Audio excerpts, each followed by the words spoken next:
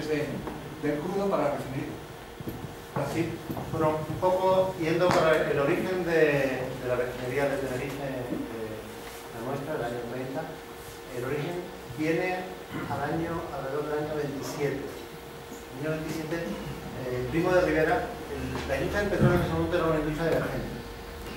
Y Primo de Rivera, en ese momento, pues intenta evitar que las compañías americanas, compañías extranjeras, pues se posicionen en España y desarrollen esa industria. Entonces declara el monopolio.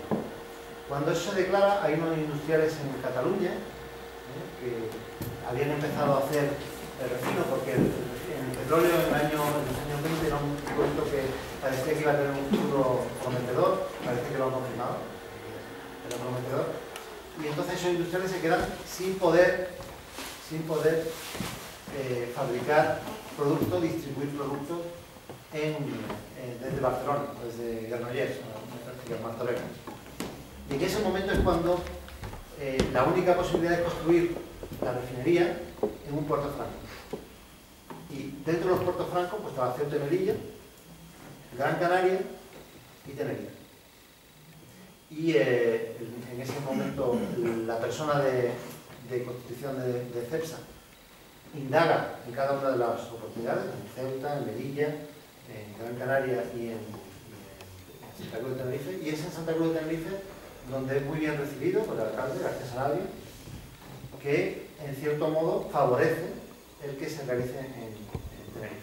Tenía una serie de ventajas adicionales que no la podemos descartar, ¿no? Y es la disponibilidad de agua, que era mucho más fácil en Santa Cruz de Tenerife que en Gran Canaria en esos momentos, y mucho más factible que en Ceuta o Melilla. Pero esa es la razón por la cual la refinería de Tenerife se instala en el año 30. Hay que tener en cuenta los dos factores. El factor político tiene mucha influencia, en este caso, por el desarrollo, la declaración de un monopolio que obliga a las compañías a establecerse en otro sitio para poder desarrollar los productos. Eso es uno, pero que no es el único factor político. Es decir, el factor político ha obligado en el tema de biocarburantes pues, una serie de modificaciones desde el punto de vista económico. O hay otro cambio que también se observa como una modificación de nivel político que puede cambiar en los patrones, como es el favorecimiento del gasoil como combustible de automoción. O sea, el favorecimiento a través de las leyes del gasoil como combustible de automoción hizo cambiar completamente lo que es el parque automovilístico español. Pero al cambiar el parque automovilístico español, una cosa que no se comenta o no se comenta muy abiertamente, tuvieron que cambiar las refinerías, porque las refinerías estaban basadas en unos procesos para producir gasolina. El cambio de normativa ha obligado que todas las refinerías de España hayan tenido que cambiar, en cierto modo, su proceso para producir más gasolina. Que, por cierto, producen más partículas, claro. O sea, no siempre las leyes aciertan.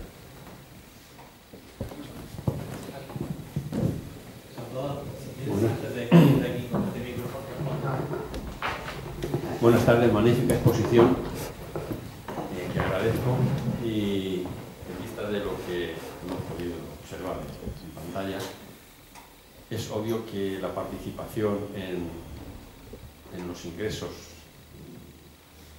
de la isla de Canarias y en las exportaciones, tanto en importaciones como en exportaciones, la participación del petróleo y los productos terminados en los ingresos derivados, pues es muy importante. Entonces, ¿por qué nuestra clase política está permanentemente, desde hace bastantes años, sean unos u otros, insistiendo y azuzando a que la refinería no dicen que debe de desaparecer, dicen que debe trasladarse, como si eso fuese tan fácil? Yo todavía recuerdo una noche en la refinería con el anterior director, Javier Martín Carvajal, con el gobernador civil entonces, bueno, con el delegado de gobierno, el gobernador civil Antonio Martinón, cuando Antonio le decía a Javier allí, en una noche que estábamos más liados que la pata romana, es que la refinería la tenemos que trasladar. Y Y Javier le dijo a Martino, si tú y yo cogemos un carrito y nos la llevamos.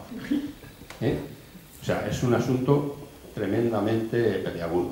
Y entonces no entiendo por qué nuestra clase política sigue permanentemente insistiendo en esto, cuando además se ha demostrado que la contaminación del medio ambiente está más patente por el uso de los vehículos que no por lo que la propia industria produce. Entonces, la refinería, ¿qué pensamiento tiene ahora al respecto de, no su traslado, sino su retirada? Porque no sería trasladar, sería retirarse, en su caso, ante la presión política. Bueno, yo soy de la opinión de que cuando hay este tipo de interacción no podemos culpabilizar completamente a las instituciones, ¿no? Yo creo que yo siempre tomo una parte reflexiva, ¿no? Yo creo que tiene que ser por la parte científica de por qué ese tipo de cosas ocurren. Y en cierto modo, pues hay que también considerar que debemos mejorar nuestra comunicación de explicar, primero, la inviabilidad de una sustitución a corto plazo de un bien como los derivados del petróleo, que muchas veces por algunos discursos pues parecen que es una cosa inminente, que realmente lo vamos a sustituir. Dentro de una semana vamos a tener una sustitución completa, cosa que no está más alejada de la realidad como se aprecian en los valores. Y yo insisto, espero que lo puedan revisar con toda la información que puedan en la web. Pero independientemente de eso, yo creo que por parte de nuestra compañía pues también tenemos que aplicarnos un poco la capacidad de comunicar y de expresar, por así decirlo, el valor que nuestra actividad tiene. Y eso es un tema que no debe contrarrestar el tema político, que desgraciadamente pues no puedo hablar al respecto. Pero de la parte nuestra sí podemos decir que nosotros necesitamos comunicar mejor, hacerlo con este foro que me da esa oportunidad, y en otras oportunidades con la Asociación Industrial de Canarias, que siempre lo hacemos, y un poco ir dosificando toda esa información y poder desgranar aquello que es claramente un factor contributivo. No todo es positivo, la industria del refino evidentemente tiene una serie de dificultades intrínsecas, ¿no? Pero la suma de todos los factores es un factor que debe considerarse muy positivo para la sociedad canaria y para la comunidad.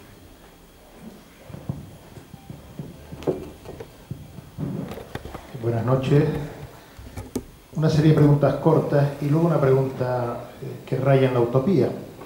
Con respecto, a mí me parece el tono de divulgación y de cordialidad muy propenso a escuchar y hacerse preguntas. Por eso lo agradezco al público. La unidad de la milla cúbica por año, ¿qué previsión hay de las millas cúbicas que pueden quedar? ¿2.000 millas? ¿200 millas? Esa es la primera pregunta. La segunda es que para el 2020, que lo tenemos ahí a la vuelta, cuando se habla de reducir el 90% al 80%, ¿se refiere como fuente energética o ese 80% va a significar más petróleo que el 90% actual porque hay más vehículos de transporte? La tercera, que a nosotros nos afecta directamente, es el peso que tiene de consumo el transporte aéreo. Rozando con Kioto, rozando con esa, yo creo que muy bien expuesta, desubicación de determinadas zonas geográficas para ubicarlas en sitios donde no está la normativa europea. Y la pregunta utópica, que salió la semana pasada como la gran bomba, y se ha denunciado hace más de 30 años, que todos hemos pisado alguna vez, es el tráfico de los petroleros y la limpieza de las bodegas cuando están transportándolo, cuando han dejado el transporte. ¿Es pensable, es viable, es rentable el que ese tipo de petroleros se les controle y haya, digamos, una planta de limpieza en alguna de las islas por el peso que tiene? ¿Es rentable, es pensable o se sigue diciendo que habrá un control y que se suelte más allá? yo sí, en ese más allá, quiero subrayar en contra del senador Alarcón, que decía que lo más importante es el hombre. Para mí lo más importante es el fitoplancton, porque sin él no hay oxígeno y sin él no podemos vivir. Y el petróleo sí se carga al fitoplancton. Entonces, hay determinadas zonas donde sí deberíamos ser muy consecuentes en ese control. Entonces, vuelvo a hacer esa pregunta utópica. ¿Es pensable una limpieza, un servicio de limpieza en algún puerto, en algunas islas, de estos petroleros que pasan y que no limpien en alta mar? Bueno, vamos a ver si recuerdo todos los ítems. Sobre las previsiones de consumo. Se prevé que haya un aumento de consumo de derivados del petróleo, en general. Es un crecimiento que va por debajo de otras fuentes alternativas, como pueden ser las renovables, como pueden ser el gas natural o incluso el carbón, y el crecimiento va a ser más bajo, pero va a haber un crecimiento, y el crecimiento va a ser, como digo, asimétrico. Y va a ser un crecimiento de esos derivados en el resto del mundo, pero no en el mundo occidental. Eso por un lado.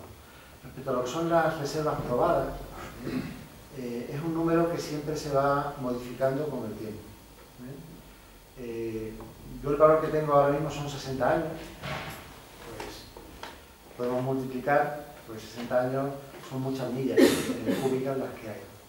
Ahora, saber exactamente el dato es una previsión altamente complicada. Uno de los factores que yo he comentado durante la reunión es el cambio que se ha producido y todavía el que más se va a producir en cuanto a lo que son los flujos de crudo como consecuencia del descubrimiento de grandes reservas de petróleo, se llama petróleo de fracking o como lo queramos llamar, en todo lo que es Norteamérica. Norteamérica es un gran consumidor de petróleo, importaba 10 millones de barriles al día, es una cantidad de importación tremendamente grande, y las previsiones es que a medio plazo puede ser autosuficiente. Y eso significa que en los centros donde se producía petróleo para exportarlo a Estados Unidos, pues no van a tener un mercado natural. Estamos hablando de Nigeria y West África, estamos hablando de Oriente Medio. El consumo global, como digo, va a aumentar. En cuanto a lo que es el 90 y 80%, está refiriendo puramente al transporte. Y es cierto que el 80% puede representar en el año 2030 más que el 90% de la actualidad. Yo no sé exactamente cuál es la traslación, porque tendría que ver cuáles son las previsiones al futuro, pero es cierto que el 80% puede ser más que el 90% de hoy, en cuanto al consumo de productos petrolíferos dedicados al transporte. Sustitución de combustibles.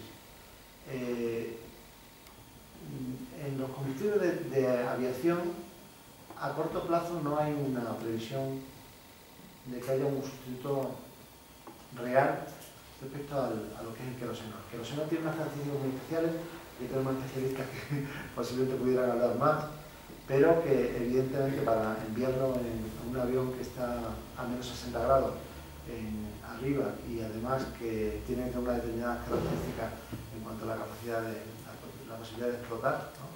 Explosión, pues son productos muy específicos.